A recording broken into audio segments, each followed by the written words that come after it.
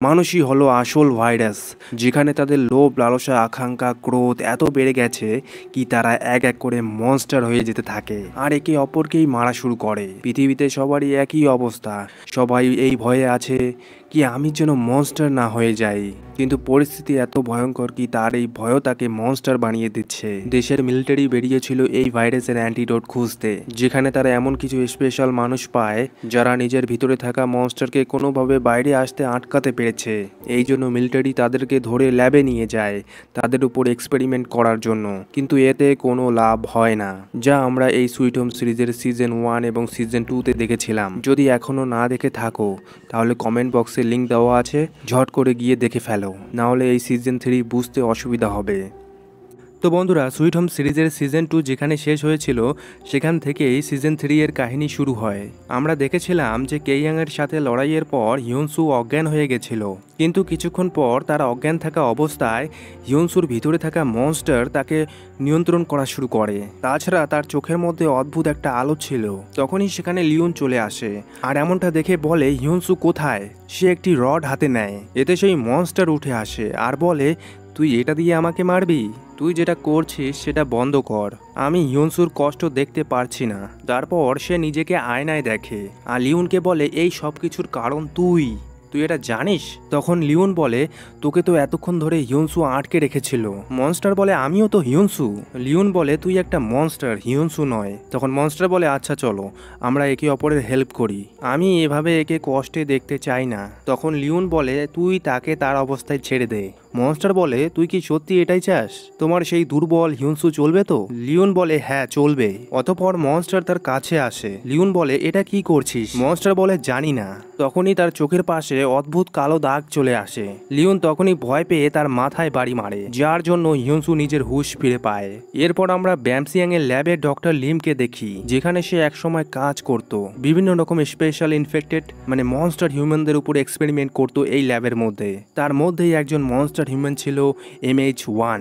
সে সেই MH1 এর ল্যাবকেই দেখছিল আর তখনই সেখানে উইমিয়ং চলে আসে। উইমিয়ং ডক্টর লিমকে বলে, আমার বিশ্বাস ছিল যে তুই আসবি, আর এটা ভালোই হলো যে তুই এখনো মরিসনি। এই জায়গাটা তোমার জন্য অনেক বিশেষ ছিল, মনে আছে তো, যেখানে অনেক ইনফেক্টেডদের উপর তুমি এক্সপেরিমেন্ট করেছিলে? তখন ডক্টর লিম উইমিয়ংকে বলে, আমাদের কি কখনো দেখা হয়েছে বা হয়েছিল? তাছাড়া তো আমি অনেক ফেমাস, সবাই আমাকে চেনে, কিন্তু এটা জরুরি নয় যে আমি সবাইকে চিনব। তুমি এখানে কি কোনো রিসার্চার ছিলে, না ফির কোনো সিকিউরিটি গার্ড, কোনটা? তখন উইমিয়ং বলে, কিন্তু আমার উপর তো অনেক ইন্টারেস্ট দেখিয়েছিলি। তখন ডক্টর লিম বলে, আচ্ছা বলো কে তুমি? উইমিয়ং এখানে নিজের হাতকে টেন্টিকেল বানিয়ে ডক্টর লিমের পিছনে থাকা গ্লাস ভেঙে ফেলে, যেখানে প্রিজার্ভ করা ছিল MH1 এর ডেড বডি। অতঃপর উইমিয়ং বলে, আমি তোমার প্রথম টেস্ট সাবজেক্ট মানে MH1, যার উপর তুমি অসংখ্য এক্সপেরিমেন্ট করছিলে। এই ডেড বডি দেখিয়ে উইমিয়ং বলে, এটা MH1 তাই না, বা তোমার বন্ধু নাম সাংওয়ান? এটা শুনে ডক্টর লিম অবাক হয়ে যায়। উইমিয়ং বলে, আমি তোর সাথে দেখা করার জন্য কবে থেকে অপেক্ষা করছি, তুই কি জানিস এটা? ডক্টর লিম বলে, তুমি নাম সাংওয়ান এটা কিভাবে হতে পারে? সে তো মারা গেছে আর তার ডেড বডি তো সামনেই পড়ে আছে। উইমিয়ং বলে, তুই তো গেছিস বন্ধু। তখন আমরা অতীতে দেখি যে ডক্টর লিম তার বন্ধু নাম সাংওয়ান, যার নাক দিয়ে রক্ত পড়ার পর জোর করে তার উপর এক্সপেরিমেন্ট করেছিল। আর এই নাম সাংওয়ান হলো কেয়ং এর ফিয়ন্সে। নাম সাংওয়ান কেয়ংকে অনেক ভালোবাসতো, আর এরই ফায়দা নেয় ডক্টর লিম। সে তার ভিতরে থাকা মনস্টারকে জাগানোর জন্য তাকে বলে দেয় যে কেয়ং মারা গেছে, আর নাম সাংওয়ানের উপর এক্সপেরিমেন্ট করার জন্য কেয়ংকে বলে দেওয়া হয় যে তার স্বামী একটি দুর্ঘটনায় মারা গেছে, আর তার ডেড বডিও কেয়ংকে দেওয়া হয় না। এইসব শুনে নাম সাংওয়ান অনেক রেগে যায়, আর তার ইচ্ছাগুলো মনস্টার রূপে তার বডি থেকে বাইরে চলে আসে, যেটা দেখতে অনেকটা ক্রিপি জেলি টাইপের ছিল। আর তার শক্তি ছিল যে সে যে কারো বডিতে ঢুকে তাকে নিয়ন্ত্রণ করতে পারে, যেমনটা সে উইমিয়ং আর স্যাঙ্গুকের সাথে করেছিল, আর এটা আমরা সিজন 1-এ দেখেছিলাম। এই জন্য এখন থেকে আমরা একে স্যাঙ্গুয়ান বলে ডাকবো। এখন এগুলো শুনে ডক্টর লিম সব বুঝে যায় আর বলে, এখন তাহলে মরার পালা আমার। তো স্যাঙ্গুয়ান বলে, না একদমই না, আয় তোকে একটা জিনিস দেখাই। তারপর আমরা এখানে সেই লোকটিকে দেখি যার নাম চিসিয়ক, আর এও একটি স্পেশাল ইনফেক্টেড। মানে মনস্টার হিউম্যান বা MH3। ডক্টর লিম এর উপরেও এক্সপেরিমেন্ট করেছিল, আর এই নাম ডক্টর লিমই দিয়েছে, MH3। ডক্টর লিম তাকে দেখে চিনিও ফেলে। তারপর আমরা দেখি যে এরা সার্জন কিম আর তার সোলজারদের উপর এক্সপেরিমেন্ট করছিল তাদের মনস্টার বানানোর জন্য। তার পাশেই সেই মেয়েটি যার নাম লিমু আর একটি ছেলে ছিল যার নাম ইয়ং হো, যারা ইয়নসুর মতোই মনস্টার হিউম্যান। আর এই মনস্টার হিউম্যানদের মধ্যে কিছু স্পেশাল পাওয়ার হয়েই থাকে। এখানে লিমু সার্জন কিমকে একটি বন্দুক দেয় আর বলে সব এখন তোমার হাতে, তুমি তোমার কোন সোলজারকে বাঁচাতে চাও, কিন্তু যে কোনো একজনকে বাঁচাতে পারবে। কিন্তু সার্জন কিম এমনটা করে না আর তাদের উপরেই গান পয়েন্ট করে, আর এই ভুলের কারণে একজন সোলজার নিচে পড়ে মারা যায়। এখানে ডক্টর লিম জিজ্ঞাসা করে যে তোমরা এই এক্সপেরিমেন্ট কেন করছো? তখন স্যাঙ্গুয়ান বলে কারণ আমরা আমাদের মতো স্পেশাল ইনফেক্টেড মনস্টার হিউম্যানদের খুঁজছি। চিসিওক বলে আমরা এদের ইচ্ছা শক্তিকে আরো বাড়াচ্ছি, এটা মনস্টার বানানোর প্রথম প্রক্রিয়া। স্যাঙ্গুয়ান বলে খারাপ লাগছে তাই না, যতই হোক তুমিও তো মানুষ। তখন ডক্টর লিম স্যাঙ্গুয়ানকে বলে এটা কোনো এক্সপেরিমেন্ট হলো? MS3 চিসিওকের কথা ঠিক, কিন্তু এখানে আমি তো তোমাদের ছাড়া আর কোনো মনস্টার হিউম্যানকে দেখতে পাচ্ছি না, আর যেগুলো আছে তারা তো এখানে পুরোপুরিভাবে মনস্টার হয়ে গেছে। এখানে পরিষ্কার দেখা যাচ্ছে যে তোমাদের এক্সপেরিমেন্ট সফল হচ্ছে না। এদিকে আমরা সার্জন কিমকে দেখি যে একটু বুদ্ধি খাটিয়ে তার সোলজারকে শুট না করে রশিকে শুট করে আর ঝট করে ফুল স্পিডে নিচে গিয়ে তার সোলজারকে বাঁচায়। যদিও সেই এরিয়া মনস্টার দিয়ে ভরা ছিল। এরা স্পেশাল ইনফেক্টেড বানানোর জন্য সাধারণ মানুষের উপর এভাবে এক্সপেরিমেন্ট করে, কিন্তু তারা স্পেশাল ইনফেক্টেড হওয়ার বদলে মনস্টারে বদলে যায়, যার জন্য এখানে এতগুলো মনস্টার। সে মনস্টারকে শুট করা শুরু করে। মনস্টাররা তাদের দিকেই এগোচ্ছিল। এখানে তারাও মনস্টারদের সাথে ফাইট করা শুরু করে দেয়। মনস্টার এখানে সংখ্যায় অনেক বেশি ছিল, তারা কিছুই করতে পারছিল না। তারপর চিসিওক ইয়ং হোকে এদের মেরে ফেলার ইশারা দেয় আর তারা এখান থেকে চলে যায়, কিন্তু লিমু ইয়ং হোকে বলে এই কাজ আমার উপর ছেড়ে দাও। তো ইয়ং হো তার কথা শুনে তার উপর দায়িত্ব দিয়ে বাকি সবার সাথে এখান থেকে চলে যায়। এদিকে এরা মনস্টারদের সাথে ফাইট করতে করতে হাঁফিয়ে গেছিল।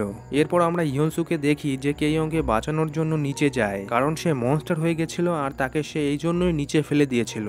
আর হিউনসুর মধ্যে একটা শক্তি ছিল কি সে যে কোনো মনস্টারকে ছুঁয়ে তার ভিতরে ভাবনার মধ্যে প্রবেশ করতে পারে এবং তার অতীতেও যেতে পারে, আর সেই মনস্টারকেও মানুষ বানিয়ে দেওয়ার ক্ষমতা রাখে। সে লিওনকে এখানেই উপরে থাকতে বলে। তারপর সে নিচে যায় যেখানে কেইয়ংকে পড়ে থাকতে দেখে এবং তাকে ছুঁয়ে তার সাবকনসিয়াস মাইন্ডে প্রবেশ করে, যেখানে কেইয়ং আফসোস করছিল যে সে একটি মনস্টারকে জন্ম দিয়েছে। তার ভিতরে থাকা মনস্টার তাকে বলে তুই তো একটা মনস্টারকে জন্ম দিয়েছিস, এখন সে সবাইকে এক এক করে মেরে ফেলবে। তো এটা কি ঠিক হবে?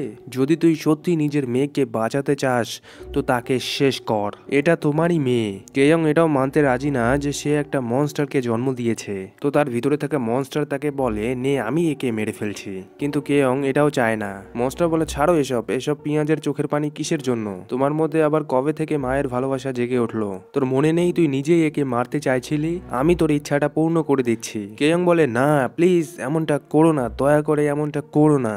এইসব যে ভ্রম তার মাথায় চলছে সেটা কেইয়ং বুঝতে পারছিল না, যার জন্য সে ধীরে ধীরে মনস্টার হয়ে যাচ্ছিল। হিয়নসু এখানে সব দেখে আর বুঝতে পায়। এখন হিয়নসু অনেক চেষ্টা করে কেইয়ংকে এই ভ্রম থেকে বের করার জন্য। এদিকে আমরা লিউনকে দেখি যে উপরে হিয়নসুর জন্য অপেক্ষা করছিল, আর এদিকে আমরা চ্যানিয়াংকে দেখি যে সেফটি ক্যাম্পের দিকে যাচ্ছিল। চ্যানিয়াং এখানে মনে মনে অনেক চিন্তায় ছিল যে লিউনের যেন কিছু না হয়ে যায়, কারণ সে তাকে একা ছেড়ে এসেছে। আর সে মনে মনে লিউনকে লাইক করতো, কিন্তু লিওন তাকে করতো না। আর এই অভিমানেই সে সেফটি ক্যাম্পের দিকে রওনা দিয়েছিল, যেটা আমরা সিজন 2-তে দেখেছিলাম। তখনই সেখানে হানি চলে আসে। সে চ্যানিয়াংকে রাস্তায় হাঁটতে দেখে চিৎকার করে বলে ওই জানেমান কোথায়? চ্যানিয়াং এখানে কনফিউজ হয়ে যায় যে কে এটা। আর হানিকে আমরা সিজন 2-তে দেখেছিলাম যে সে হোসাংকে বিষাক্ত মাশরুম খাইয়ে বেহুশ করে গাড়ি নিয়ে হিউনসু আর লিওনের কাছে যাচ্ছিল, আর সেদিকে যেতেই তার চ্যানিয়াং এর সাথে দেখা হয়। এখন এখানে হানি আসতেই চ্যানিয়াং হানির সাথে সোজা লিওনের কাছে চলে আসে। এখানে আসতেই হানি লিওনকে বলে কিরে বেতনি এখনো মরিসনি? লিওন এখানে চ্যানিয়াংকে বলে কিরে তোর তো সেফটি ক্যাম্পে যাওয়ার কথা। চ্যানিয়াং এখানে কিছুই বলে না। অতঃপর তারা এখানে হিউনসুর জন্য অপেক্ষা করে। এদিকে সার্জন কিম আর তার সোলজাররা ক্রমাগত এই মনস্টারদের সাথে লড়াই করছিল, কিন্তু সার্জন কিম দেখে যে তার সোলজারের পেট ফাড়ছে এই মনস্টারগুলো। কিন্তু সার্জন কিম এতই ক্লান্ত হয়ে গেছে যে সে কিছুই করতে পারছে না। মনের মধ্যে তাকে বাঁচানোর ইচ্ছা থাকা সত্ত্বেও শরীর এটা তার নিতে পারছে না। ঠিক তখনই সেখানে আরেকটি সোলজার যারা বাইরে ছিল সেই সোলজার নিজের ভাঙা পায়ের সাথে একটি ফায়ার গান নিয়ে আসে সার্জেন্ট কিম ও তার সাথীদের বাঁচানোর জন্য, যেখানে লিমু তাকে আটকায়, বলে পাগল হয়ে গেছিস নাকি। সোলজার বলে কেন এখন বাঁচাচ্ছ, তুই তো এখানে আমাদের ফাঁসিয়েছিলি। লিমু এখানে মনের দিক দিয়ে একটু ভালো ছিল, কিন্তু তাকে বাধ্য করা হয়েছে এরকম কাজ করতে, কারণ সেও একসময় এই এক্সপেরিমেন্টের অংশ ছিল আর তাকেও একসময় এভাবে তার উপর এক্সপেরিমেন্ট করা হয়েছিল। অতঃপর সেই সোলজার গিয়ে মনস্টারদের উপর ফায়ার করা শুরু করে। মনস্টার এতে দূরে সরে যায়, কিন্তু সে এগোতে পারছিল না। এই অবস্থায় লিমু তার সাহায্য করে, তার মধ্যে একটু মানুষত্ব জেগে ওঠে। সে সেই সোলজারকে বাঁচায় এইসব মনস্টারদের থেকে। যেহেতু সেও একটি স্পেশাল ইনফেক্টেড ছিল হিউনসুর মতো, তো তার কাছেও কিছু স্পেশাল পাওয়ার ছিল। সে তার পিঠ থেকে কিছু ধারালো টেন্টিকেল বের করে আর মনস্টারদের এক এক করে মারা শুরু করে। আর এই সব কিছু ডক্টর লিম দেখে ফেলে। অতপর সে এখানে সব মনস্টারদের মারার পর এখানে আমরা দেখি যে সার্জেন্ট কিম আর তার বাকি 3জন সোলজার মরার মতো অবস্থায় ছিল। এই পর্যায়ে তার 3জন সোলজার অনেক আহত হয়ে গেছিল। এটা দেখে ডক্টর লিম তাদের কাছে যায়, যেখানে সে দেখে যে সার্জেন্ট কিম ছাড়া কেউই বাঁচানোর মতো অবস্থায় নেই। ডক্টর লিম সার্জেন্ট কিমের রক্তক্ষরণ বন্ধ করে দেয়। এই জন্য ডক্টর লিম এই ল্যাব থেকে বের হয়ে তাদের কাছে চলে যায়। ইয়ং হো লিমুকে জিজ্ঞেস করে কাজ শেষ। লিমু বলে হ্যাঁ। ডক্টর লিম স্যাংওয়ানকে বলে কোথায় যাচ্ছি আমরা। স্যাংওয়ান বলে সেফটি ক্যাম্পে। এটা শুনে ডক্টর লিম তো অবাক হয়ে যায়, এ যে সেখানে গিয়ে কি কাণ্ড করবে এটা ভেবে।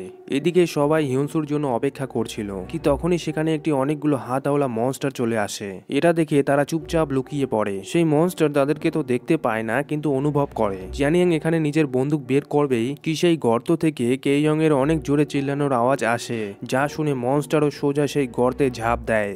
এখন চ্যানিয়াং লিউন এটা দেখে তারা দুজনও নিচে যাওয়ার জন্য রেডি হয়। তারা গাড়ির সাথে একটি রশি বেঁধে নিচে গর্তের মধ্যে যায়। হিউনসু এখানে এখনো তার সাবকনসিয়াস মাইন্ডের ভিতরে ছিল, সে কিছুই করতে পারছিল না। মনস্টার এখানে হিউনসুর উপর হামলা করবেই, তখনই চ্যানিয়াং আর লিউন এসে সেই মনস্টারের উপর হামলা করে দেয়। তারা সেই মনস্টারকে আগুনে জ্বালানোর চেষ্টা করে, কিন্তু মনস্টারও অনেক চালাক ছিল। সে নিজেকে বলের মতো করে আর তাদের উপর হামলা করে দেয়। তারা ক্রমাগত পেট্রোল দিয়ে সেই মনস্টারের উপর হামলা করেই যাচ্ছিল। তারা তাকে আগুনে জ্বালানোর চেষ্টা করছিল। এদিকে হিউনসু সাবকনসিয়াস মাইন্ডের ভিতরে কেইয়ংকে ডাকছিল, কিন্তু সে তার ভ্রমে এত ডুবে গেছিল কি সে কোনো আওয়াজই শুনতে পাচ্ছিল না। এদিকে চ্যানিয়াং পরিস্থিতি বুঝতে পেয়ে লিউনকে দড়ির সাহায্যে উপরে পাঠিয়ে দেয় আর নিজেই সেই মনস্টারকে আটকানোর চেষ্টা করে আর সাথেই হিউনসুকে জাগানোর চেষ্টা করে। হিউনসু ক্রমাগত কেইয়ংকে ডাকছিল, তাকে এই বলে, এইসব ভ্রম কিয়ং, যা তোমার ভিতরে থাকা মনস্টার দেখাচ্ছে, এই ভ্রম থেকে বেরিয়ে আসো, চলো আমার সাথে। কিন্তু কেইয়ং তার মেয়েকে দেখে যেতে চায় না। তখন হিউনসু তাকে জোর করে সেই ভ্রম থেকে বের করে আর দুজনেই নিজের নিজের চেতনা ফিরে পায়। চেতনা ফিরে পাওয়ার পর কেইয়ং আবার মনস্টার থেকে মানুষ হয়ে যায়। অতঃপর হিউনসু সেই মনস্টারকে মেরে চ্যানিয়াং আর কেইয়ংকে নিয়ে সেই গর্ত থেকে বাইরে চলে আসে। এখানে লিওন আর হানি তাদের জন্য অপেক্ষা করছিল। কেয়াং এখানে আস্তে আস্তে মনস্টার থেকে মানুষ হয়ে যায়। এদিকে আমরা কেয়াং এর মেয়েকে দেখি যে সোজা সেফটি ক্যাম্পের দিকেই যাচ্ছিল, কিন্তু সেফটি ক্যাম্পের ভিতরে থাকা লোকজন কথা বলছিল কি সার্জেন্ট তাক ও তার সোলজাররা চিফ জি এর মেয়ে ইয়েসিওলকে বন্দি করে রেখেছে। তারা কোথাও কোনো মনস্টারকে তো লুকিয়ে রাখেনি। অতঃপর আমরা এখানে দেখি যে চিফ জি লুকিয়ে নিজের মেয়ে ইয়েসিওলকে ছাড়ায়, যা সার্জেন্ট তাকের সোলজার্সরা দেখে ফেলে আর সার্জেন্ট তাককে খবর দিয়ে দেয়। চিফ জি তার মেয়েকে নিয়ে সোজা ওয়ার্কশপে যায়। এখানে থাকা একটা গুপ্ত রাস্তা দিয়ে তাকে এখান থেকে পালিয়ে যেতে বলে, কিন্তু ইয়েসিওল তার মাকে ছেড়ে যেতে চাইছিল না। চিফ জি তাকে বলে, তোর জন্য তারা আমাকে সন্দেহ করছে, তোর জন্য এটুকু তো করতে পারি, তো এখান থেকে পালিয়ে যা। কিন্তু তাও ইয়েসিওল এখান থেকে যেতে চায় না। চিফ জি বলে, আমায় আগে মা করা বন্ধ কর, তোর আসল মা 2 বছর আগে মারা গেছে। তারপর সে তাকে তার নিজের ছেলেকে দেখাতে নিয়ে যায় যে এখন মনস্টার হয়ে গেছিল। এদিকে সার্জেন্ট তাক তার সোলজার্সদের নিয়ে চিফ জি এর ওয়ার্কশপে চলে আসে, কিন্তু তারা সেখানে কাউকেও দেখতে পায় না। আমরা দেখেছিলাম কি চিফ জি তার মনস্টার ছেলেকে এখানে বন্দি করে রেখেছিল, কারণ সে মনস্টার হয়ে গেছিল। কিন্তু আজ সে একটা অদ্ভুত জিনিস হয়ে তার ভিতরে ঢুকে যায়। এটা দেখে চিফ জি আর ইয়েসিওল অবাক হয়ে যায়। চিফ জি তো বলে, এটা কি হচ্ছে আমার ছেলের সাথে? তাদের মাথায় অনেকগুলো কোয়েশ্চেন ঘুরপাক খাচ্ছিল। চিফ জি এখানে তার ছেলের জন্য কান্না করতে থাকে আর চিল্লানো শুরু করে। এই অবস্থা দেখে ইয়েসিওল তার মায়ের মাথায় বাড়ি মারে, যার শব্দ ওয়ার্কশপে থাকা সার্জেন্ট তাক শুনতে পায়। অতঃপর তার নজর যায় সেই গুপ্ত রাস্তার দিকে। আর এরই সাথে সুইট হোম সিরিজের সিজন 3 এর পার্ট 1 এখানেই শেষ হয়ে যায়। তো বন্ধুরা, সিজন 3 এর পার্ট 1 কেমন লাগলো? যদি ভালো লেগে থাকে কমেন্টে অবশ্যই জানিও, আর এর পার্ট 2 অবশ্যই আসবে, এটাও লিখে জানিও। ততক্ষণের জন্য টাটা।